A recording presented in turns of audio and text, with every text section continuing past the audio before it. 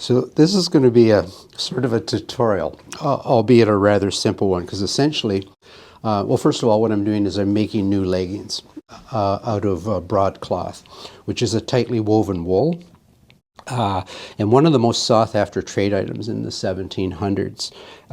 Basically three colors. You had green, black, blue, and red. If you really want to hone in your persona and you want to be spot on for mid to late 1700s, red would be the most common color, followed by blue. Green wasn't all that common, but it was gifted to me, so I'm using it. But before I get into that simple tutorial, and we've done lots of tutorials on tomahawk making, pipe tomahawks, gun making, moccasin making. This is going to be about the simplest one. But I finished one just so you could have a look, and then we're going to try to replicate that today. So it's just sewn up the side. Indigenous peoples like to ornament it, often with quill work or silk, sometimes bead work. Served a couple of purposes. It stopped it from fraying. It's worth noting that broadcloth does not fray very easily, so it can be cut like that, and unlike a wool blanket, it's not going to fray. But I want to get into the history of how Europeans adopted the native clothing culture, and how a little item like that can cause such a stir. So if we look at early 1600s, late 1600s, early 1700s, we got the Jesuits, we got the authorities in Quebec, and they're petrified of this garment. So you understand what I'm talking about is their fear was that, I think the governor at the time of New France said something to the effect they're savages like the savages. And the coureurs de bois, who were the pirates of the woods, if you would, violating some French laws, integrated with the natives. They married into their culture. They wore the clothes that they wore.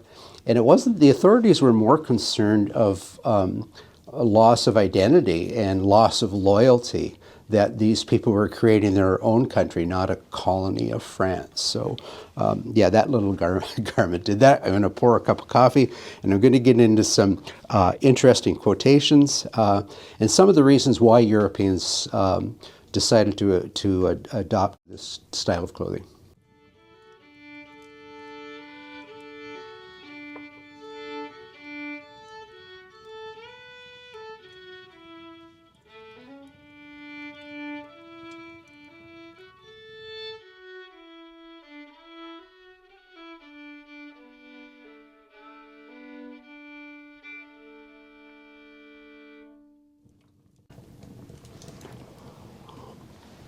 Okay, before we get into some of the fun history behind this European use of native clothing, let's look at its origin. So what I have here is a brain-tanned woodland Indian legging.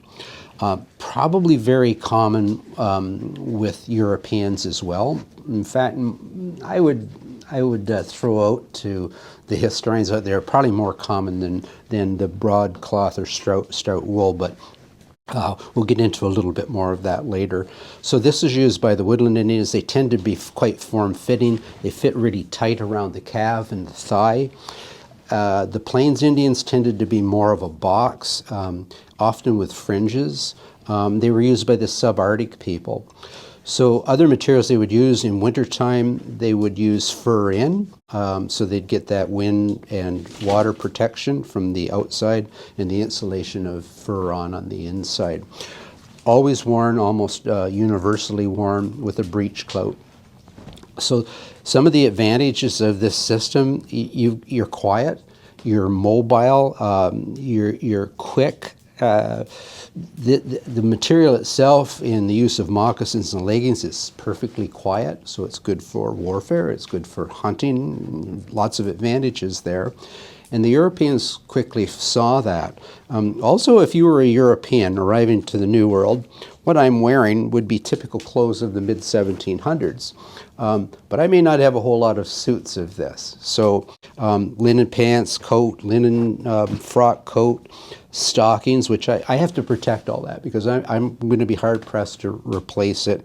And European clothing was very poor for the environment that they had immersed themselves in back in that time period. Samuel de Champlain said in the 1600s, he said, they dress in skins which are well ornamented, and our Frenchmen that are with them dress the same.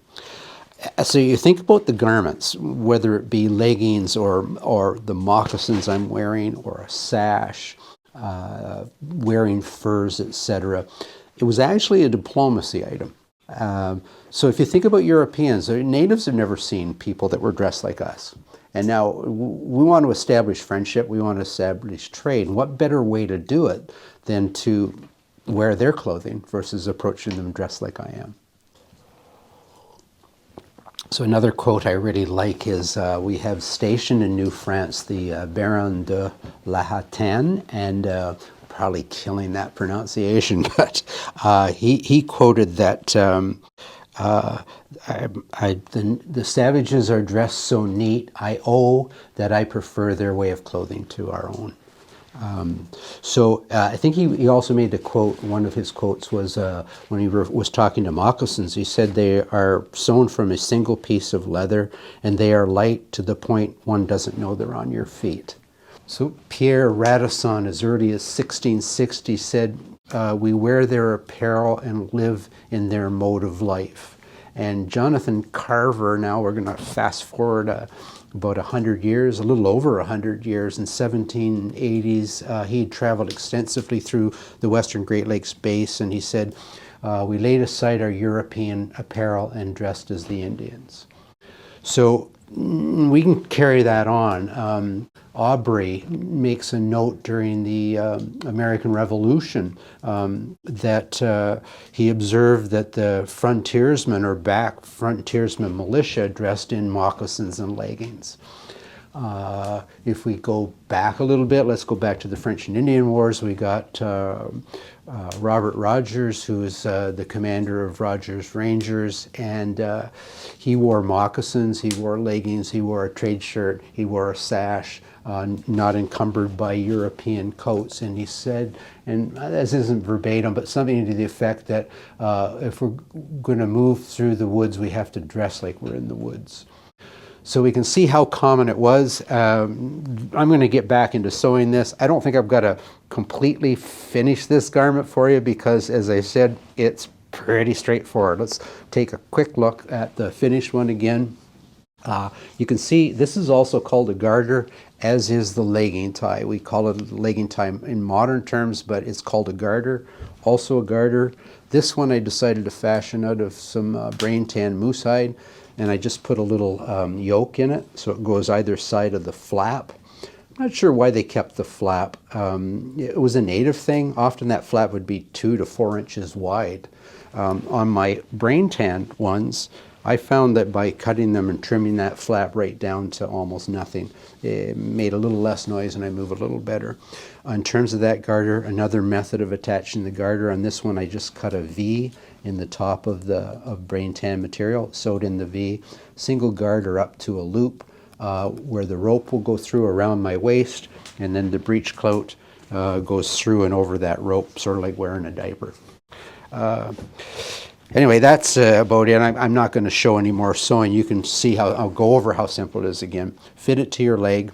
I do leave a little curved part at the front that'll go over the top of the moccasin, so it's going to sit sort of like that, and flattened off at the back, so it's going to look something like that.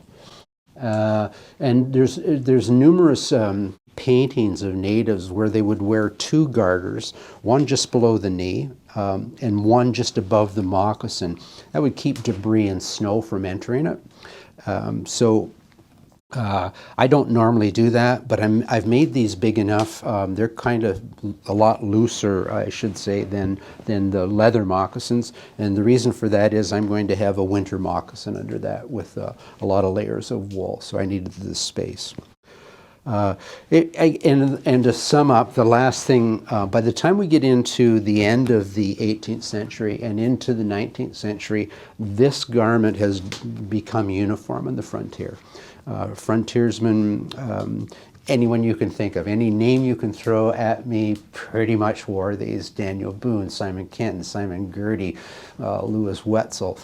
And not just those famous people. It was the common garment worn by just about everyone on the frontier.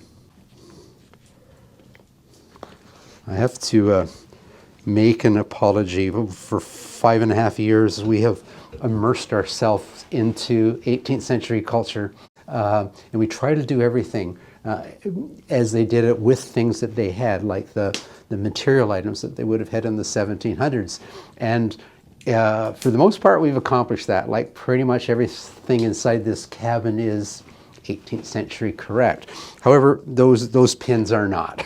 And you know, it's funny, when we started this, that wouldn't have offended me, but now that we have sort of immersed ourselves in that time period, a simple little thing like a pin offends me. So I'm off to a few trade shows in the next month or two, and that's one of the things on my list to acquire is authentic pins that they would have used for sewing garments in the 18th century. And now back to it. We're finally getting some spring, so I'm not sure I'm going to get an opportunity to wear these. The snow is melting outside, and they may have to wait for next winter along with that buffalo coat I'm working on.